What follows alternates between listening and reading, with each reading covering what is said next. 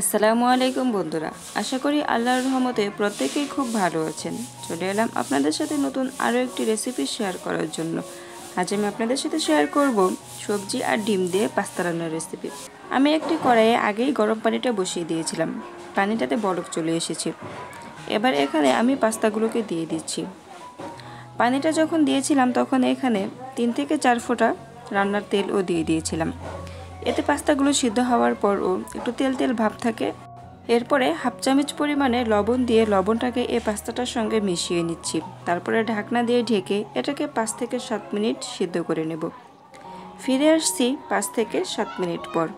পাস্তাগুলো পুরোপুরি সিদ্ধ হয়ে গিয়েছে। এই পাস্তাগুলো অবশ্যই খুব সুন্দর করে সিদ্ধ করে নিতে হবে। আমি এগুলোকে আরও একটু নেড়ে চেড়ে দিচ্ছি যাতে উপরের নিচে সবগুলো পাস্তাই খুব সুন্দরভাবে সিদ্ধ হয়ে যায়। পাস্তাগুলি পুরোপুরিভাবে সিদ্ধ হয়ে গিয়েছে। এবার এগুলোকে আমি স্ট্রেনারের সাহায্যে পানিটা ঝরিয়ে নেব। পাস্তাটা নামিয়ে নিয়ে এটাকে ঠান্ডা পানি দিয়ে ধুয়ে পুরোপুরিভাবে ঠান্ডা করে নিতে হবে। গরম অবস্থাতে ওইভাবে রেখে দিলে একটার সঙ্গে আরেকটা জমাট বেঁধে যাবে আর পাস্তাগুলোও নরম হয়ে যাবে। এবার পাস্তাগুলোকে ভেজে নেব। কড়াইয়ে দিয়ে দিচ্ছি কিছুটা তেল। তেলটাকে গরম হতে দিয়ে এদিকে একটা পেঁয়াজ কুচি আর একটা মরিচ আমি হাত দিয়ে ভালোভাবে চটকে নিচ্ছি, সামান্য পরিমাণে লবণ দিয়ে। এটাকে খুব সুন্দর করে চটকে নিয়ে এখানে ভেঙে দিচ্ছি একটা ডিম। এই ডিমটাকে এই কাঁচা মরিচ আর পেঁয়াজের সঙ্গে ভালোভাবে ফেটিয়ে নেব। ডিমটাকে সুন্দর করে ফেটিয়ে নিয়েছি। এবার এটাকে আমি ভেজে নেব। ডিমটাকে প্রথমে কড়াইয়ে ছড়িয়ে দিচ্ছি। এটাকে কড়াইয়ে ছড়িয়ে দিয়ে এপিট উপিট খুব সুন্দর করে ভেজে নেব। যখন দুটোটা সাইড খুব সুন্দরভাবে ভাজা হয়ে যাবে তারপর এই ডিমটাকে টুকরো টুকরো করে কেটে নেব। এভাবে ডিমটা ভেজে আমি তুলে রেখে দেব। ডিমটা ভেজে এইভাবে তুলে রেখে পাস্তাটা রান্না করলে ডিমের টেস্টটা অনেক ভালো আসে। ডিমটা তুলে নেওয়ার আগে আমি দিয়ে দিচ্ছি আরও সামান্য কিছু তেল। এতে ডিমটা আরও ফুলে যাবে। একটা ডিম থেকে অনেকখানি ডিম হয়ে যাবে। ডিমটা আমি সুন্দরভাবে একদম ঝুরি ঝুরি করে কেটে নিয়েছি। এবার এটাকে আমি কড়াই থেকে তুলে রেখে দিচ্ছি। কড়াইয়ে দিয়ে দিলাম আবারও কিছুটা তেল। তেলটা ভালোভাবে গরম করে নিয়ে দিয়ে দিলাম একটা তেজপাতা 4 খণ্ড করে দিয়ে দিয়েছি। দিয়ে দিলাম 4 খণ্ড দারচিনি, একটা এলাচ, 2টা লবঙ্গ আর 2টা গোলমরিচ। এগুলোকে দিয়ে একটু ভেজে নিয়ে দিয়ে দিচ্ছি কিছু গোটা জিরে। এই সকল উপকরণ খুব সুন্দর করে ভেজে নেব। এগুলো ভাজা হয়ে আসলে দিয়ে দিচ্ছি কাঁচামরিচের ফালি আর 1 বাটি পেঁয়াজ কুচি। আমি আজকের এই পাস্তা রান্নাতে দোকানের কোনো সস ব্যবহার করব না। ঘরে থাকা সকল উপকরণ দিয়ে পাস্তাগুলোকে রান্না করে নেব। পেঁয়াজটা কিছুটা নরম হয়ে আসলে দিয়ে দিচ্ছি 1 চামচ করে আদা, জিরে আর রসুনের পেস্ট। এই পেস্ট মশলাগুলোকেও এই পেঁয়াজ আর মরিচের সঙ্গে খুব সুন্দর করে ভেজে নেব। এই পেঁয়াজটাও খুব সুন্দরভাবে ভাজা হয়ে আসলে আমি এটাকে তেল ঝরিয়ে তুলে নেব। এতে দেখা যাবে যখন আমি সবজিগুলো ভাজবো তখন পেঁয়াজটা বেশি পুড়ে যাবে না।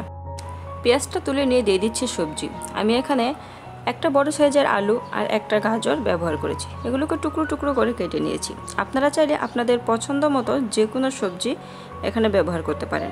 তবে আমার বাচ্চা আলু আর গাজরটাই বেশি পছন্দ করে অন্য সবজির থেকে, তাই আমি এই সবজি দুটো দিয়েই আজকে পাস্তাটা তৈরি করব। যেহেতু আলু আর গাজরটা একটু শক্ত টাইপের, তাই এগুলোকে প্রথমে দিয়ে খুব সুন্দর করে ভেজে নিতে হবে। যখন দেখা যাবে এগুলো একদম 90% সিদ্ধ হয়ে গিয়েছে তখন এখানে অন্য সবজি অ্যাড করে দিতে হবে। গাজর আর আলুটা প্রায় পুরোপুরি সিদ্ধ হয়ে এসেছে। এ পর্যায়ে আমি এখানে দিয়ে দিচ্ছি 1 বাটি পরিমাণে ক্যাপসিকাম কুচি।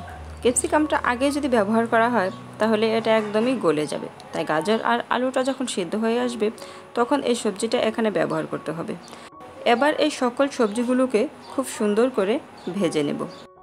ক্যাপসিকামটা 1 মিনিট ভেজে নিয়ে এখানে দিয়ে দিচ্ছি একটা পাকা টমেটো। টমেটোটাকে আমি একদম টুকরো টুকরো করে কেটে নিয়েছি। যেহেতু পাকা টমেটো সবজিটার সঙ্গে বাছতে বাছতে পুরোপুরি মিশে যাবে।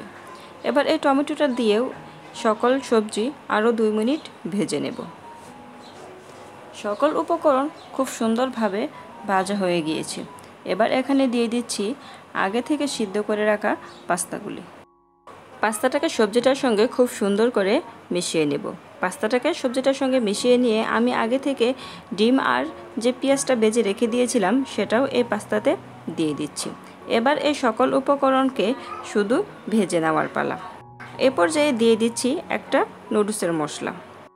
এই মশলাটা ব্যবহার করলে এই পাস্তাটার টেস্ট অনেক ভালো আসবে, যেহেতু আমি এখানে দোকানের কোনো সস ব্যবহার করব না। এবার এগুলোকে খুব সুন্দর করে ভেজে নেব। আপনারা আজকে কে কোন জায়গা থেকে আমার আজকের এই রেসিপিটি দেখছেন সেটা কমেন্ট বক্সে জানিয়ে দিতে পারেন। আর রেসিপিটি যদি আপনার কাছে ভালো লেগে থাকে তাহলে ভিডিওটিতে একটি লাইক করে বন্ধুদের মাঝে বেশি বেশি করে শেয়ার করে দেবেন, অন্যদেরকেও দেখার সুযোগ করে দেবেন। পাস্তাগুলো ভাজা কমপ্লিট, এবার এটিকে নামিয়ে পরিবেশন করে নেব। দেখতেই পাচ্ছেন এটা দেখতেই কতটা লোভনীয় হয়েছে। যে জিনিস দেখতে সুন্দর সেটা খেতে অবশ্যই অনেক ভালো হবে। আর আপনি যদি আমার চ্যানেলে নতুন হয়ে থাকেন, আমার চ্যানেলটি এখনও সাবস্ক্রাইব করে না থাকেন, তাহলে প্লিজ আমার চ্যানেলটিকে সাবস্ক্রাইব করে নেবেন। এইভাবে ঘরে থাকা উপকরণ দিয়ে খুব হেলদি উপায়ে আপনি পাস্তাটা রান্না করে আপনার পরিবারের সদস্যের সামনে পরিবেশন করতে পারেন। এটা খেতেও সত্যি অনেক টেস্টি হয়। এতটা সময় পাশে থাকার জন্য সবাইকে অনেক অনেক ধন্যবাদ। দেখা হবে নতুন কোনো রেসিপিতে, ততক্ষণ আল্লাহ সবাইকে ভালো রাখুক। আল্লাহ হাফেজ।